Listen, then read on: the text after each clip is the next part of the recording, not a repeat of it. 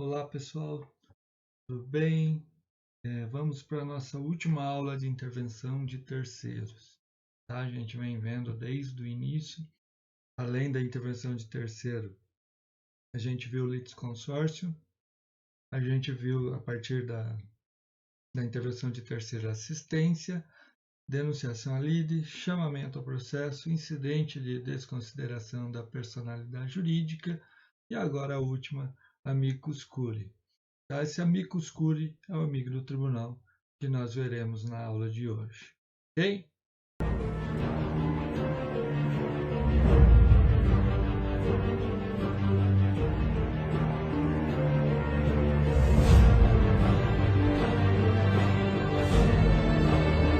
Vamos lá então, gente. A intervenção de terceiro, amicus curiae. Então, seria o amigo do tribunal, o amigo da corte, como algumas vezes é chamado. É uma situação, uma figura jurídica nova no CPC, antes não existia. Existiam algumas leis esparsas que tratavam, e o CPC veio normatizar no seu artigo 138, no 138. Então, o que seria o amicus curiae? Em algumas causas que o juiz vai analisar, o relator, né, o órgão superior, vai analisar o processo, e esse processo tem uma repercussão ampla, né, uma relevância social grande, ou o objeto seja bem específico. Então, o juiz ele precisa de um apoio técnico para avaliar tudo dentro de um processo e proferir a sua decisão. Então, um exemplo disso seria uma discussão que sempre tem se a urna eletrônica ela é viável, se ela representa exatamente o que os eleitores puseram na urna, não tem fraude, etc. Então, não é fraudulento. Então, vamos supor que alguém discuta isso, como já até se discutiu. O juiz ele não tem competência técnica para relevar e proferir uma decisão com todos os detalhes técnicos que uma urna eletrônica tem. Então, ele vai precisar de um apoio técnico para trazer ao processo essas situações. O amicus curiae a gente vai ver que tanto pode ser chamado de ofício pelo juiz ou um órgão de classe ou alguém interessado pode vir e peticionar para o juiz pedindo que ele seja um terceiro incluído no processo, mas com amicus curiae. Tá? E isso a gente vai ver agora a partir dos slides aí que eu preparei, que vai estar à disposição de vocês, como que é esse procedimento e como que funciona. Tá? Vamos lá para a tela. Então, como eu falei, amicus curiae, o amigo do tribunal, ou ainda amigo da corte. Instituto do novo CPC, intervenção de terceiro, do artigo 138, e é um auxiliar do juiz em causa de relevância social, repercussão geral ou cujo objeto seja bastante específico. E, como eu já falei, o juiz necessita de um apoio técnico a respeito. Ele não é propriamente parte no processo, porque ele não vai ter interesse processual em si, ele vai ter interesse mais na repercussão geral, na relevância social, do que naquele processo específico. O processo em questão vai interferir nele porque vai ser uma questão de relevância e vai servir a decisão para outros processos. Tá? Então, às vezes até decisão de efeitos erga omnes, como é uma ação direta de condicionalidade. Tá? Então, nesse sentido, ele vai ter relevância e querer participar do processo. Pelo menos no sentido técnico de sujeito da lide, objeto do processo, ele não é parte, mas em razão de seu interesse jurídico e institucional na solução do feito, ou por possuir conhecimento especial que contribuirá para o julgamento, é convocado a manifestar-se ou se dispõe a atuar como colaborador do juiz. Então, não é parte, mas ele tem interesse institucional de interesse jurídico e institucional de participar do processo naquela relevância social que existe no processo. Tá? Aqui uma especificação doutrinária sobre o amicus curiae. Tá? Cássio Scarpinella Bueno. O amicus curiae não atua assim em defesa de seu indivíduo ou de uma pessoa, como faz o assistente em prol de um direito de alguém. Ele atua em prol de um interesse que pode até mesmo não ser titularizado por ninguém, embora seja partilhado, difuso ou coletivamente por um grupo de pessoas e que tende a ser afetado pelo que vier a ser decidido no processo. Tá? Então, como eu dei o exemplo da urna eletrônica ali no início, seria especificamente não vai ter mais o uso da urna, ou a urna é segura. Então, claro que vai afetar a todo cidadão brasileiro. Essa é a especificação da amicus curiae aí, da doutrina. Tá? Então, terceiro que ingressa em juízo, nos casos previstos em lei, sem que tenha pretensão direta, pessoal, imediata no resultado da demanda, como já foi falado. Sua participação em geral visa auxiliar o judiciário na interpretação da norma, sobretudo em processos objetivos de controle da constitucionalidade. Tá? Geralmente, esse amicus curiae vai participar em processos que estão no tribunal. Raramente vai ter participação no amicus curiae no processo de primeiro grau, tá? Até porque a gente vai falar dessa relevância social aí ou repercussão geral. Bom, desempenha uma função de melhorar o debate processual e contribuir a uma decisão mais justa e fundamental. Legitima democraticamente a formação de precedente judicial, de jurisprudência dominante ou de súmula, o que é levado a efeito por meio de pluralização do diálogo processual para com blocos, grupos, classes ou estratos da sociedade, ou ainda para com órgãos instituições, potências públicas ou o próprio Estado, de cujos interesses momentaneamente se torna adequado representante em juízo. Tá? Vejam que aí tudo que está falando é repercussão geral, é relevância social. Okay? Assim, sua participação é, em verdade, meramente optativa a respeito da matéria objeto da demanda. Sua intervenção, de tal sorte, justifica como forma de aprimoramento na tutela jurisdicional e ocorre mais aos tribunais superiores, como eu acabei de falar. Tá? Procedimento. O procedimento do amicus curiae ele pode se dar por iniciativa do juiz, de ofício, ou a requerimento da parte interessada. Nesse detalhe, nós temos que ver a participação através de advogado. Tá? Se ele precisa estar como advogado ou não. Então, é evidente, se a intervenção do terceiro é por vontade dele, ele terá que ser representado por advogado, como qualquer outro, porque é o advogado que representa a pessoa em juízo. A pessoa não tem capacidade de fazer um pedido judicial em um processo se não for advogado. Agora, quando o juiz vem por iniciativa própria e de ofício nomeia o amicus curiae, aí o juiz dá uma função a ele e vai funcionar como um perito judicial. Aí sim ele terá como se manifestar no processo. Então ele foi nomeado para atuar naquele processo. Voltando lá, procedimento e intervenção somente será cabível se a matéria discutida nos autos for relevante, o tema objeto da demanda for específico ou a controvérsia tiver repercussão social e geral. Tá? Essa situação aqui, gente, não é cumulativa. Tá? Qualquer uma delas, eu posso ter o amicus curiae ali presente no processo. Tá? Não é cumulativa. Quem pode atuar como amicus curiae? Pode ser pessoa natural ou jurídica, órgão ou entidade especializada, como no caso da nossa OAB, com representatividade adequada. Claro que esse órgão vai ter alguém representando, né? Se não for advogado, através de um advogado. Se for advogado, daí o próprio advogado já faz o pedido. Conhecimento específico sobre a matéria objeto da lide, de modo a propiciar o juiz elementos e informações relevantes para bem solucionar a causa, para sentenciar. Certo?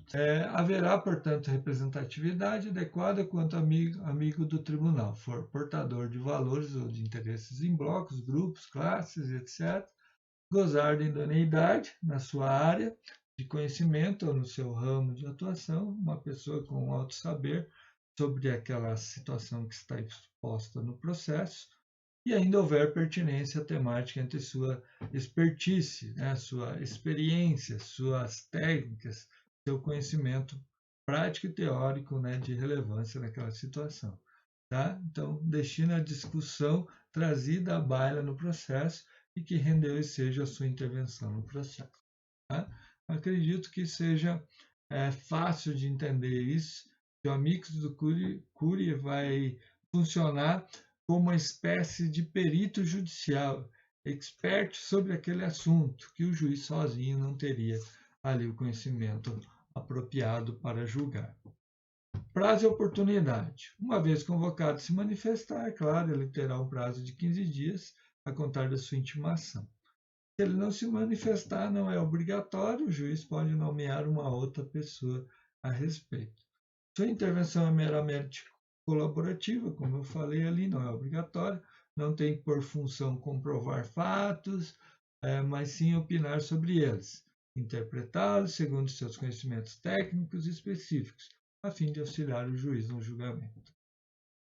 Então, a qualquer momento, pode aparecer o amicus curiae, né? E o STF já julgou nas ações de controle concentrado e de constitucionalidade que a intervenção pode ocorrer até a liberação do processo pelo relator para inclusão em pauta do julgado. Então, o tribunal vai marcar uma sessão para o julgamento, até a inclusão nessa pauta, o amicus curiae pode aparecer para intervir no processo. Passado isso, já não tem mais como ele intervir no processo. Tá? Então, e também é só no processo de conhecimento, né? Não é no processo de execução ou cumprimento de sentença. Após o trânsito de julgado, então, não cabe mais amicus curiae. Como já falei, a representação do advogado, se for por iniciativa dele, se for pelo juiz, não. O novo código não determinou especificamente os poderes do amicus curiae, dispondo apenas que caberá ao juiz ou ao relator da decisão que solicitar admitir a sua intervenção definir esses poderes. Isso está lá no artigo 138, parágrafo 2º. Caberá ao juiz ou ao relator, na decisão que solicitar ou admitir a intervenção, definir os poderes do amicus curiae. Então, o que ele vai poder fazer no processo? Como que ele vai atuar? Então, o magistrado deverá delimitar ali cada caso, né? Sempre levando em consideração sua função de auxiliar de julgamento, assim como a adequação à sua representatividade. O STF já falou aqui das funções dele: fazer sustentação oral e apresentar informações e memoriais nos autos. Na dicção do ministro Celso de Mello, ocorre a necessidade de assegurar o amicus curiae mais do que um simples ingresso formal no processo de fiscalização abstrata de constitucionalidade, a possibilidade de exercer a prerrogativa da sustentação oral perante essa Suprema Corte. Tá? Então, basicamente, ele vai dar o seu parecer a respeito do caso concreto para fomentar ou ajudar o juiz a proferir a decisão dele, de acordo com aquela situação técnica dele. Tá? Embora não tenha previsto de maneira expressa os atos que o amicus curiae possa praticar, é certo que a lei não autorizou a interpor recurso. Então, de regra, o amicus curiae não pode interpor recurso. Existe exceção, professor? Existe. Está no parágrafo 1º do 138. Apenas lhe é permitido opor embargos de declaração e recorrer de decisão que julgar incidente de resolução de demandas repetitivas. Tá? Embargos de declaração e incidentes de demanda repetitivas, suspende aí, vocês ainda não aprenderam o 5º período, vão aprender mais para frente. Então tenham paciência. Só saiba que ele pode fazer esse embargo de declaração, que é uma espécie de adequação do julgado, tá? Por omissão, por contradição e por obscuridade. Ok? Então deixa suspenso aí, ainda vocês vão aprender isso mais para frente. Aqui o amicus curiae vem na intervenção de terceiro e a gente precisa saber como que funciona. Tá? A decisão servirá de paradigma, ou seja, quase uma súmula vinculante, né? Então poderá afetar todos os interesses sociais ali. e por essa situação, uma participação de uma pessoa técnica, expert em um determinado assunto, claro que a decisão fica mais forte e vai seguir outras, fundamentando outras decisões. Tá? A legislação atual foi expressa em determinar que a intervenção do amicus curiae não implica alteração de competência. Por que que? Abro um parênteses aí, gente. Nós temos as competências com relação à matéria na Justiça Federal, na Justiça do Trabalho, na Justiça Civil, né? Dentro, sem falar da penal, civil, juizado, família e etc. Tá? O amicus curiae, quando ele estiver participando, ele pode ser um órgão ou entidade. Se esse órgão ou entidade for uma pessoa pública federal, obviamente que quando eu tenho a participação de um ente público federal, a competência é da Justiça Federal. Quando eu não tenho a competência da Justiça Estadual. Então vamos pensar que eu tenho um processo contra a Caixa Econômica Federal. O processo tem que tramitar na vara federal. E se eu tenho ela no processo na Justiça Comum, eu tenho que remeter esse processo para a Justiça Federal. E, obviamente, na Justiça Federal, se não há mais interesse da Caixa e é de um terceiro, esse processo tem que voltar para a Justiça Estadual. Nesse sentido, o amicus curiae não tem essa interpretação. Então, o amicus curiae pode ser um ente federal, não haverá deslocamento de competência nenhuma. Não é porque ele entra no processo que a competência tem que ser federal ou estadual. O processo segue normalmente com a intervenção dele, tá?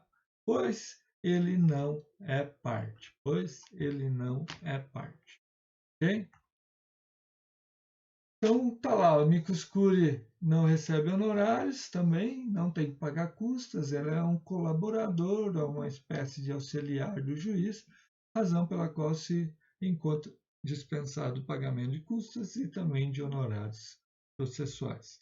Ele poderá ser condenado, claro, por litigância de má-fé. Qualquer pessoa, qualquer indivíduo, sendo parte, perito, escrivão, juiz, que participar de um processo de forma com má-fé, que prejudicar esse andamento e causar a parcialidade, que, claro, evidente, agindo de má-fé, ele sofrerá uma multa de litigância de má-fé, será condenado nesse sentido.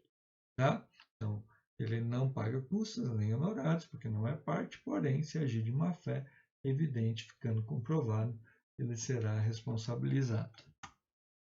Aí eu tenho agora no final alguns exemplos de amicus curiae para fixar bem para vocês aí, tá?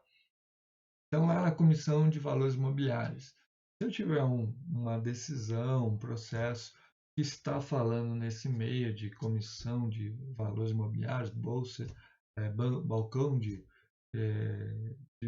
valores imobiliários, então vocês terão que ter alguém que entenda dessa área, né? No caso, será a Comissão de Valores Imobiliários. E tem uma lei específica lá, ó, no tipo dessas ações, sociedades anônimas, tem essa lei 6.385/76, né?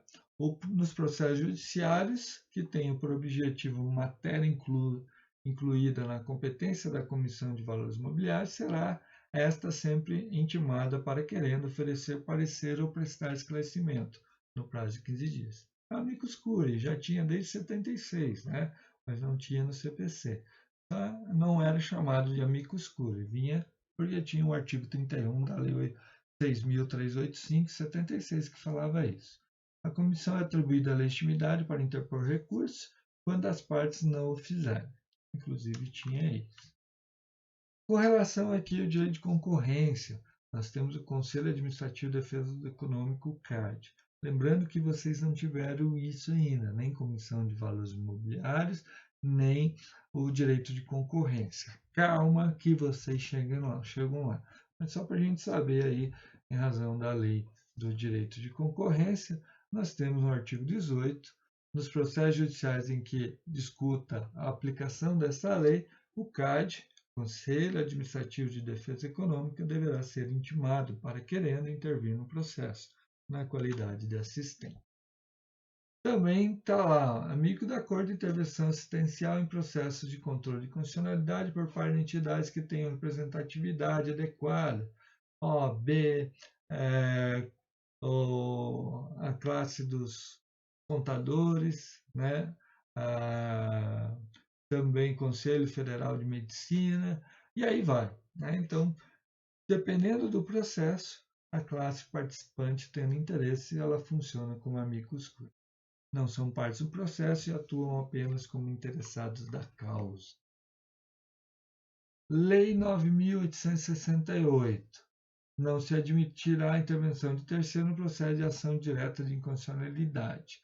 Parágrafo 2º, o relator, considerando a relevância da matéria e a representatividade dos postulantes, poderá, por despacho irrecorrível, admitir, observado o prazo fixado no parágrafo anterior, a manifestação de outro órgão ou entidade. Veja, no artigo 7 fala que não pode intervenção de terceiro, mas no parágrafo 2º fala que pode o amicus curiae. Tá?